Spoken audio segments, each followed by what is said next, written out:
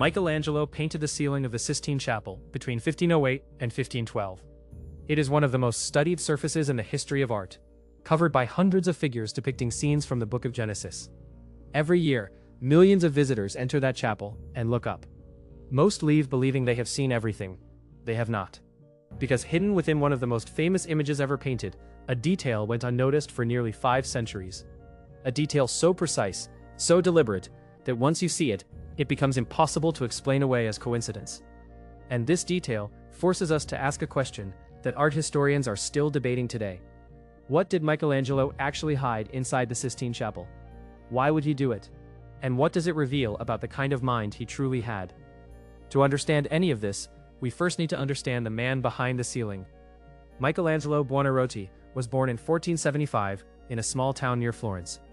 From an early age, it was clear he was different. By 13, he had entered the workshop of the painter Ghirlandaio, one of the most respected in Florence. And within a year, his master reportedly admitted that the boy had already surpassed him. He was not yet 14. But painting was never what Michelangelo loved most. Sculpture was his true obsession. He always said he had absorbed it with his mother's milk, since he was nursed as an infant by the wife of the stonecutter. Whether or not that story is literally true, his devotion to the human body was absolute and lifelong. This devotion led him to do something that in the Florence of his time was not only unusual, but dangerous. Michelangelo studied human anatomy by dissecting cadavers. He obtained bodies from the morgue of the Church of Santo Spirito, working in secret, often at night, cutting into flesh, to understand what lay beneath. The church officially disapproved. What he was doing existed in a legal and moral gray area. And yet he continued, filling pages of notebooks with studies of muscles, bones, and organs, drawn from direct observation, rather than from the diagrams in medical texts.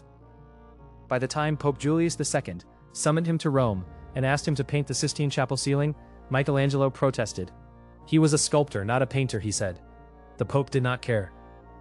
And so Michelangelo spent 4 years lying on scaffolding, painting more than 500 figures across nearly 500 square meters of curved ceiling. He worked largely alone, dismissing the assistants he had initially hired. The result changed the history of Western art permanently. But it may also contain a secret that Michelangelo buried in plain sight. Now let us look closely at a specific panel, and it occupies the very center of the ceiling, directly above the altar. In it, God is shown from below, arms raised, face tilted back, surrounded by swirling drapery and light. Most visitors glance at it and move on. A medical doctor named Frank Meshberger did not move on. In 1990, he published a study in the Journal of the American Medical Association, in which he argued that the shape formed by God's neck and throat in this panel is not painted the way a neck and throat look. It is painted the way a human brainstem looks, seen in cross-section, with the specific anatomy of the medulla oblongata and the optic chiasm rendered with a precision that goes well beyond what could be accidental. And this is not the only panel where something like this appears. In the creation of Adam, the most reproduced image from the entire ceiling, God is shown reaching out to give life to the first man.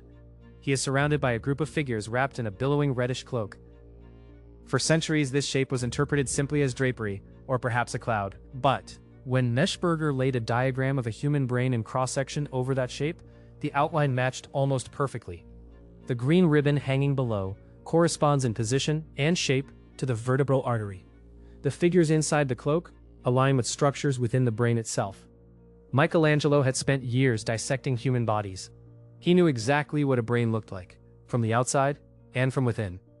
The idea that these correspondences are coincidental requires us to believe that a man with his anatomical knowledge, his obsessive precision, and his habit of working alone without oversight accidentally painted 2 accurate cross-sections of the human brain into the most important commission of his career. There is something else worth noting.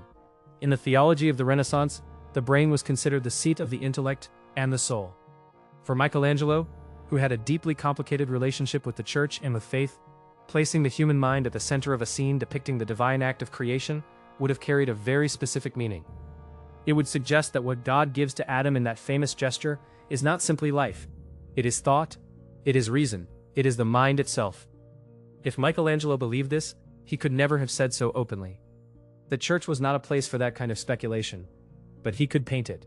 He could hide it in a shape that would only be legible to someone who had done what he had done, who had held a human brain in their hands and studied it in the dark. Before we continue, let me remind you that if you would like to have this artwork in your home, you can purchase it directly from our website.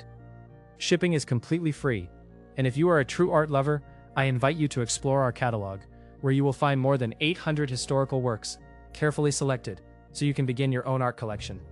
By purchasing from the store, you will also be helping me enormously to continue creating videos like this every week. You will find the link in the description, so you can place your order. Now, the question that remains is this: did Michelangelo intend all of this? The honest answer is that we cannot know for certain. Michelangelo left no written confession, no letter in which he explains what he hid or why. What we do have is a painter who dissected cadavers at night, who had a lifelong obsession with the interior of the human body, who worked alone on a ceiling that almost nobody could see clearly from below, and who filled that ceiling with shapes that correspond with unusual precision to human anatomy. We also know that Michelangelo was a man who did not do things without reason. His contemporaries described him as secretive and intense. Giorgio Vasari, who knew him personally, wrote that he kept his methods and ideas fiercely private, and often destroyed his own preparatory drawings to prevent anyone from understanding how he worked. The hidden brain, if that is what it is, would be entirely consistent with the man Vasari describes. A private act of meaning, embedded in a public work. A signature that only the most observant or the most knowledgeable would ever find. I would like to know what you think. Do you believe Michelangelo deliberately painted the human brain into the Sistine Chapel ceiling? And if he did, what do you think he was trying to say? I will be reading your thoughts in the comments. Thank you very much for watching this video until the end.